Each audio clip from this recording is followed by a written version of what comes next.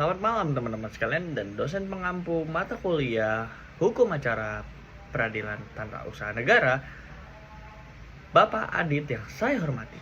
Izin memperkenalkan diri, nama saya Muhammad Abitur Revadrio, biasa dikenal sebagai Reva dengan NIM E1A024060. Hari ini saya akan memaparkan tugas dari apa yang saya analisis yang berjudul Analisis Yuridis Kepastian Hukum dalam pengangkatan Kepala Desa Kampung Jeruk berdasarkan putusan 2 nomor 2 G 2025 PT-UN BKL. Presentasi ini akan membedah bagaimana ambang batas kepentingan hukum itu diuji dalam sengketa eksekusi. Baik, di sini adalah alur pemaparan saya. Akan menjadi 3 bagian besar. Yang pertama yaitu pendahuluan yang berisi latar belakang sengketa. Kedua, tinjauan pustaka dan pembahasan sebagai inti analisis yuridis saya terhadap putusan hakim. Dan yang ketiga, penutup yang merangkum kesimpulan serta solusi administratif yang saya bawakan. Kita lanjut ke teman-teman. Sistem pemerintahan desa kita adalah manifestasi dari restart atau negara hukum. Namun pada Pilkades serentak Kabupaten Rejong Lebong tahun 2023 yang melibatkan 66 desa serta munculnya sengketa dari desa Kampung Jeruk. Pemicunya adalah ketidaksesuaian jumlah surat suara dari 1.397 yang tersedia terkumpul 1.400 surat saat penghitungan. Hal ini memicu keributan sosial sehingga Bupati membatalkan hasil pemilihan. Namun, Edi Yusuf sebagai peraih suara terbanyak menggugat pembatalan itu dan menang melalui putusan nomor 25 G tahun 2023. Bupati kemudian melantiknya sebagai bentuk dari kepatuhan hukum dari peradilan tersebut. Drama berlanjut ketika calon lain yaitu Alham dan Erpanyesi melayangkan gugatan baru terhadap pelantikan tersebut karena merasa hak politik mereka itu terabaikan. Mari kita lanjut ke rumusan masalahnya, teman-teman. Berdasarkan kasus tersebut, rumusan masalah yang menjadi pertanyaan saya serta yang saya angkat adalah yang pertama, apakah keputusan Bupati Rejang Lebong tersebut telah memenuhi Undang-Undang Administrasi Pemerintahan dan juga asas-asas umum pemerintahan yang baik atau AUPB. Dan yang kedua, bagaimana majelis hakim mempertimbangkan legal standing penggugat berdasarkan asas kecermatan dan juga asas kepastian hukum. Selanjutnya adalah secara teoritisnya, teman-teman. Surat keputusan pelantikan ini secara yuridis memenuhi unsur keputusan tata usaha negara karena bersifat konkret, individual, serta final. Namun secara spesifik ini adalah keputusan yang bersifat eksekutorial sesuai pasal 2 huruf E Undang-Undang Nomor 9 Tahun 2004. Keputusan ini dikeluarkan untuk melaksanakan putusan pengadilan yang tidak dapat digugat kembali atau bersifat ingkrah. Hal ini bertujuan menciptakan imunitas administratif agar kepastian hukum tetap terjaga dan sengketa tidak berlangsung berulang-ulang. Timbul pertanyaan terkait asas kepastian hukum serta asas kecermatannya. Di sini terjadi tarik ulur antar asas. Penggugat mendalilkan pelanggaran asas kecermatan karena adanya selisih 3 suara yang entah dari mana datangnya, entah dari mana asalnya. Namun, di sisi lain, Bupati wajib menjunjung asas kepastian hukum dengan mengeksekusi putusan pengadilan yang sudah ingkrah atau sudah tetap. Dalam hukum administrasi, kepatuhan pejabat terhadap lembaga yudikatif merupakan manifestasi tertinggi dari kepastian hukum, sehingga dalil ketidakcermatan Bupati dalam hal ini dianggap tidak relevan oleh hakim. Kita lanjut. Hakim dalam putusan ini menggunakan prinsip intelektual yaitu point de interest, point de action atau no interest, no action. Tidak ada kepentingan, tidak ada hak gugat. Hakim menilai tidak ada hubungan kausalitas atau sebab akibat yang nyata antara kerugian penggugat dengan pelantikan Edi Yusuf. Secara data, Edi Yusuf meraih 489 suara, sedangkan penggugat 1 dan penggugat 2 itu di bawah dari Edi Yusuf. Hakim berpendapat bahwa seandainya pelantikan Edi Yusuf dibatalkan, tidak serta-merta membuat penggugat berhak dilantik. Karena tidak bisa membuktikan kerugian langsung, penggugat dinyatakan tidak memiliki legal standing atau kepastian hukum. Kita langsung lanjut ke alternatif pemecahan masalah dan solusi administratif dalam sengketa desa ini.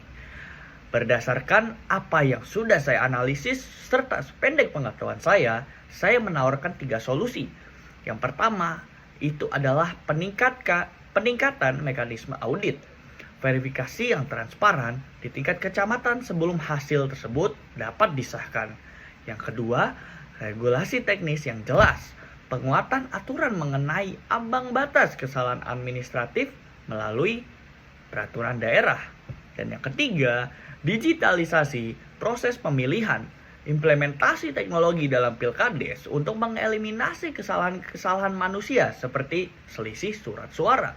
Selanjutnya, yang menjadi inti dari permasalahan ini juga merupakan posisi kasus serta konstruksi kerugian hak politik para penggugat.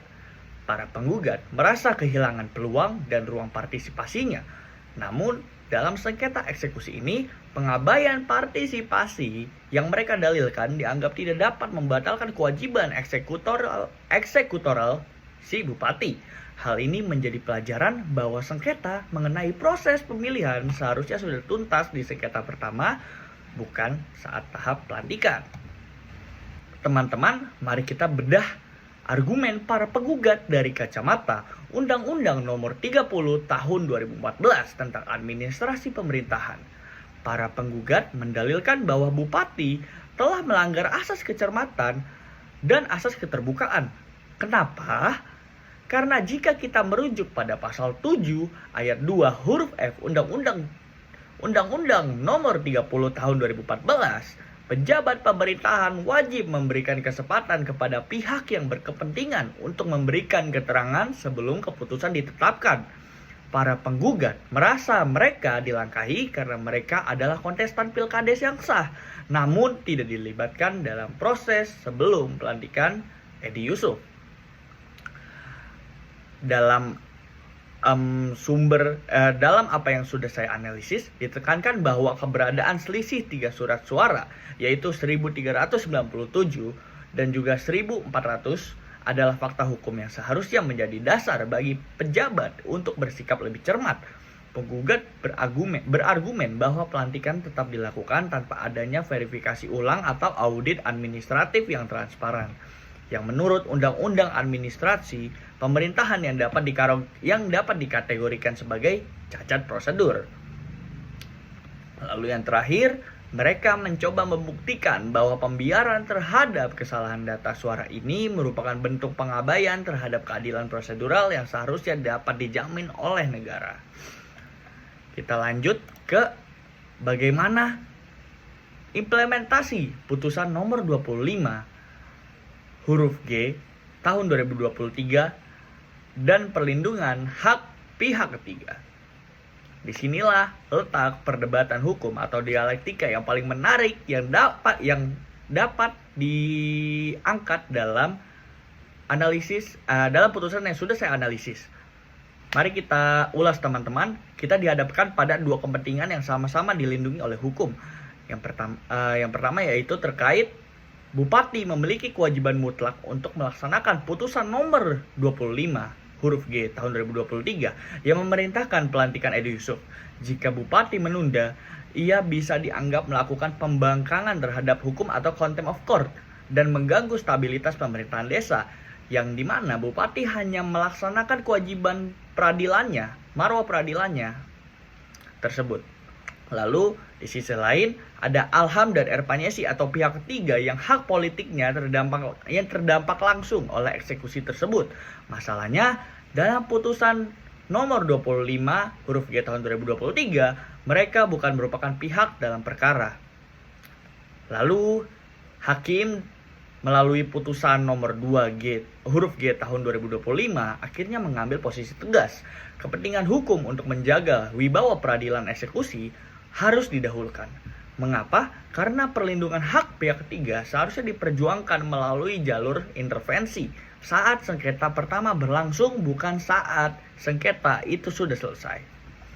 Kesimpulan dari dialektika yang sudah saya rangkum adalah ketika sebuah putusan sudah ingkrah atau final, ruang untuk menggugat kembali eksekusinya menjadi sangat sempit, bahkan tidak bisa. Hakim menegaskan bahwa perlindungan hak pihak ketiga tidak boleh melumpuhkan asas kepastian hukum yang telah diputus oleh pengadilan sebelumnya. Baik, sebagai penutup, ada 3 poin besar yang bisa kita ambil. Yang pertama, penegakan hukum terhadap keputusan bupati ini sah secara formal sebagai bentuk kepatuhan pada putusan pengadilan yang bersifat final. Yang kedua, gugatan dinyatakan tidak dapat diterima karena cacat legal standing atau cacat kepastian hukum. Dan 3, putusan ini memberikan pesan kuat bahwa stabilitas hukum dan administrasi pemerintahan tidak boleh digantung secara terus-menerus oleh sengketa yang tidak ada ujungnya. Kita harus menghormati bahwa peradilan memiliki wibawa yang tidak boleh dilanggar. Terakhir, saran saya untuk pemerintahan daerah yang itu dapat memperkuat akurasi data sejak awal pemilihan, dan untuk teman-teman kontestan, pahamilah mekanisme intervensi sejak awal persidangan. Jangan menunggu putusan itu sudah ingkrah baru mulai menggugat eksekusinya. Hukum bukan hanya soal siapa yang benar, tapi soal bagaimana kebenaran itu dibuktikan melalui prosedur yang tepat. Sekian dari presentasi dari makalah atau putusan yang sudah saya analisis. Mari kita bisa diskusikan lebih dalam di sesi tanya jawab. Terima kasih.